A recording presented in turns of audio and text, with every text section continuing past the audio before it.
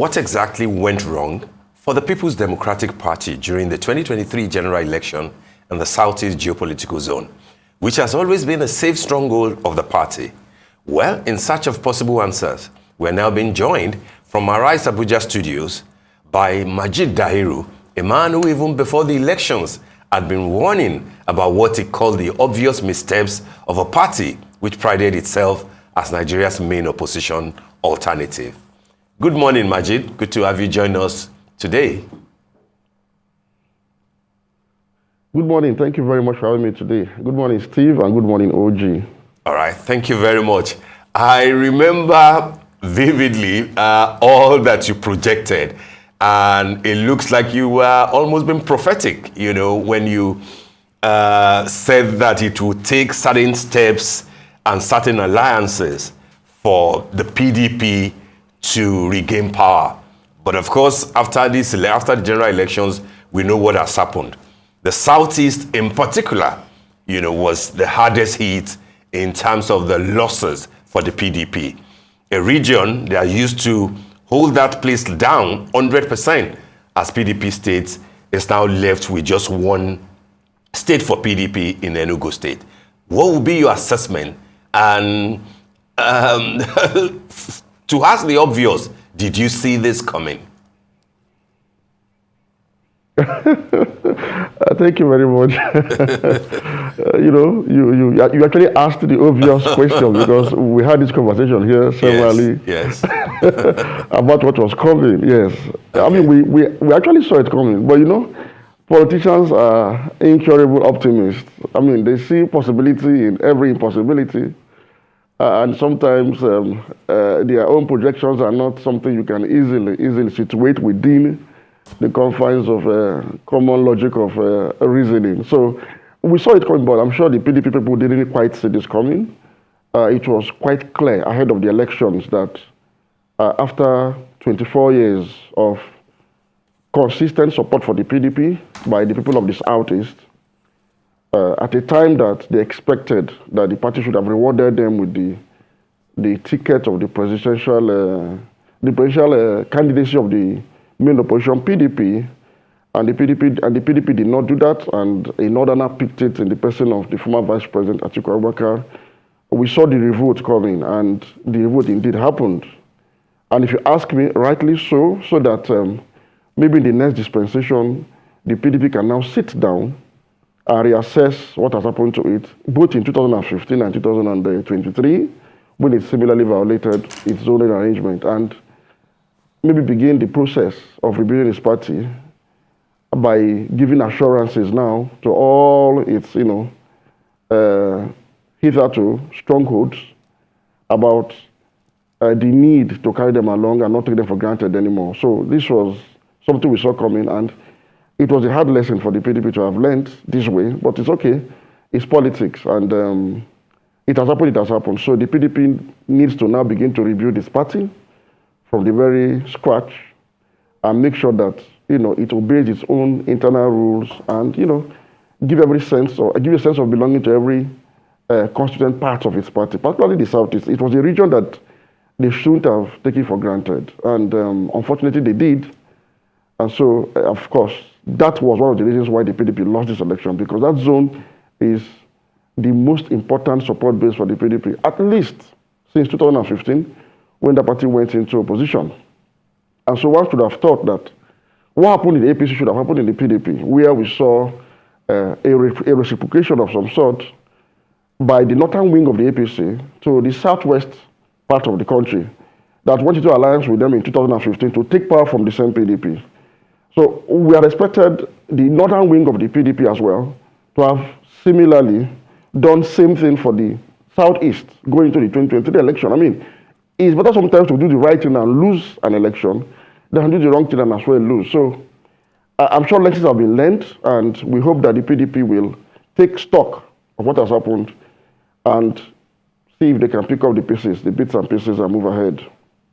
All right. I would like your overall assessment of the election and Atiku Abubakar's petition at the tribunal. Yesterday, he insisted that, he will continue to challenge the outcome of the election, which, he has described as illegitimate. Despite threats by the APC that opposition parties were plotting or are plotting to truncate the inauguration of Bola Ahmed Tinubu and his vice, Kashim Shettima, he's maintained that the election process is flawed. I'd like your assessment as well.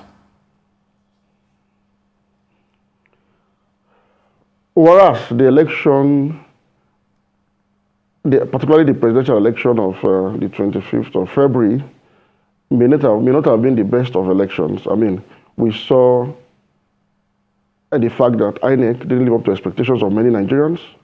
We saw that it was generally far from perfect. I mean, it was something that was generally acknowledged as not really meeting up to expectations of Nigerians, particularly after the passage of the amended Electoral Act into law, which a lot of people had envisaged will clear up and clean up the processes and make it better. However, in spite of all of these shortcomings by INEC, security agencies, and some other undesirable elements within the system, my overall assessment of the election is that, given the dynamics on the ground before and during this election, and looking at the distribution of the votes among the leading contenders for the presidency, my own opinion is that it was a fair reflection of the dynamics on the ground before and during the election. For example, if you look at the PDP went into this election with 3 candidates.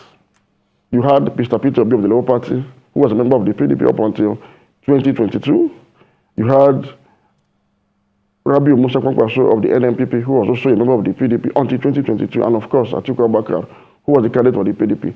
3 of them went into the race, and they actually pulled significant numbers. Whereas the APC, I mean, the ruling APC, went into the race with their candidate, Asiwaju Ahmed Bola Tinubu, with a house that was actually intact, even though they had their own differences too.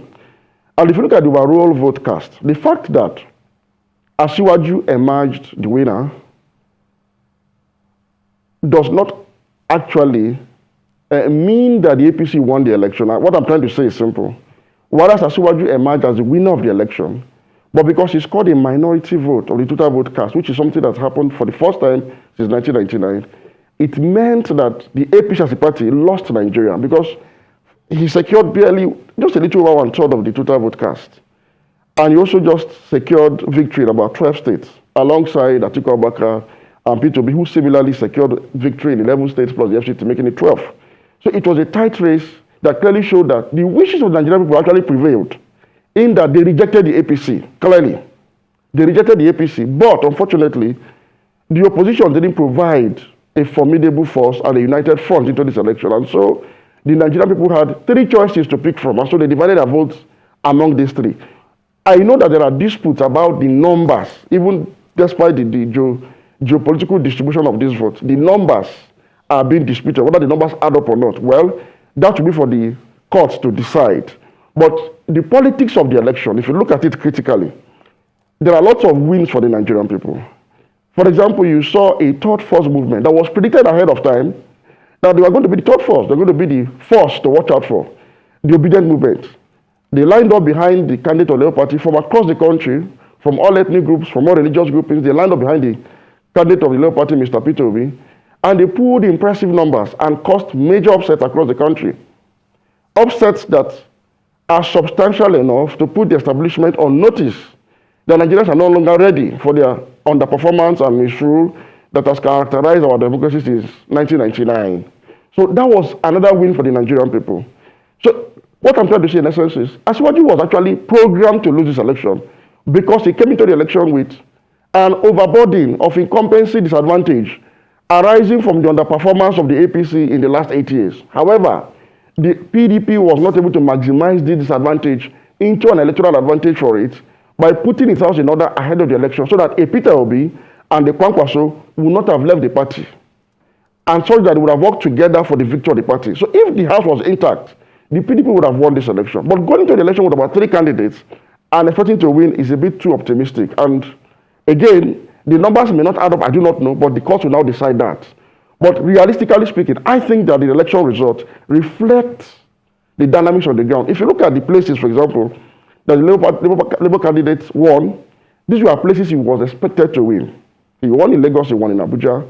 These are some of the urban areas where the anti-establishment forces were most, dominant, expectedly.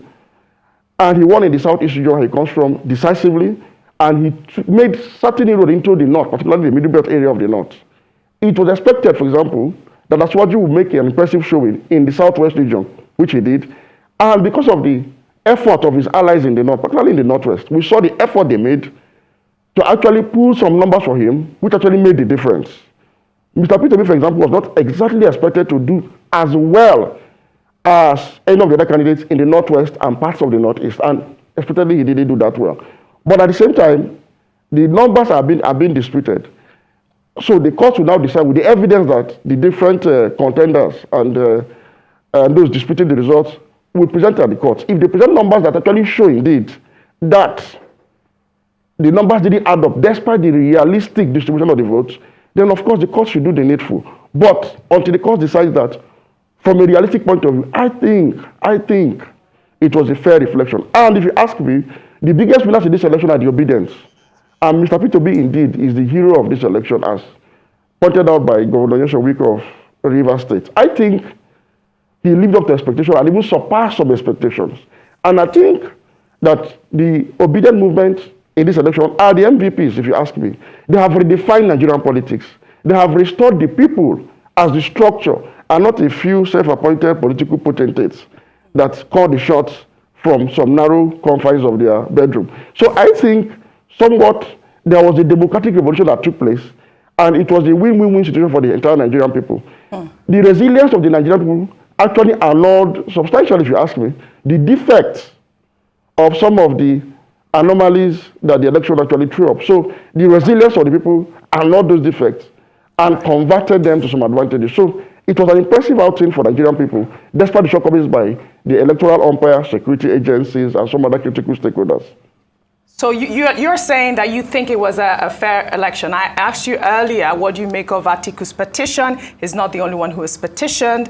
Also, the Labour Party, Peter Obi, who you've just mentioned as the hero of the election, also sent in a petition. And I'll also like your assessment of Festus Keyamo's call to the DSS for the arrest of Peter Obi, for making Peter Obi and the Labour Party, especially Yusuf Dati Baba Ahmed, for making insightful comments. Again, let me restate it clearly. While I do not have the numbers at my disposal, I mean, the candidates with their agents may have the numbers, because I understand that the Labour Party people are saying that, look, yes, we have won in our stronghold, but the numbers are suppressed, and we think we won with much more numbers. So if they have such evidence, the courts are open for them to take them to, and people will look at it. Even the public will see it, and I'm sure there will be public pressure on the judiciary to do the needful, to do justice in this instance. But other than that, I still think that, given the geopolitical distribution of the votes, I think the outcome, the process might be flawed, but the outcome at the end of the day, because of the resilience of the Nigerian people, I think reflected some of the realities on the ground. And so the PDP expecting to win this election is a bit too optimistic, if you ask me, because they went to the election with a divided house, with the house that was divided against itself. So expecting to win against the APC that was largely intact, despite their own internal wranglings, was a little bit too optimistic, if you ask me. Now, coming to the issue of Mr. Festus Keyamo, I think that at this time, members of the ruling party should actually be calling for peace, suing for reconciliation, and tone down the rhetoric because elections are over. They are going to lead the next government. And it is expected of them to, at this time, be statesmanly in everything they do and seek reconciliation and seek to embrace the opposition so that they will have, a stronger legitimacy to govern the country, given the fact that they won with a narrow number that was like a minority of the total vote count, something that was the first time we are seeing such kind of winning since 1999. Although that does not make the winning illegitimate in itself, but the reality on the ground is that it was a narrow victory for the APC. And so more than any other person, I expect Festus Keyamo and other spokespersons of the ruling party to be conciliatory in their tone, to be reconciliatory, and expect the president-elect to reach out to his co-contenders for the presidency he should reach out to Alhaji Atiku Abubakar of the PDP, he should reach out to Mr. Peter of the Labour Party, he should reach out to Kwankwaso and all others and seek their support in order to show up the legitimacy of his mandate that is already legitimate because it has been duly declared winner by the constituted authority in the land. However, he needs to do more to confirm more political legitimacy on his mandate. And the kind of rhetoric we see from some of his spokespersons are not the kind of things that will endear him to the Nigerian people and to his opponents, because a situation where nearly 2/3 of the voters voted against you means one thing. It means you are not coronated as an emperor. You are a reluctantly hired workman that is still on probation, and so you need to prove your mettle, you need to prove your capacity through good governance for them to now begin to have full confidence in you. And I do not seek a destabilization of his administration. I do not see any form of political instability. So it is in his own interest to rein in his spokespersons. It is in his own interest to put that call across to his opponents. This is not an election where he would expect them to come. Right. He should put the call across because INEC's underperformance in this election. All right. Left a lot of on doubt that note, unfortunately, we don't have much time on this segment for you. Thank you so much.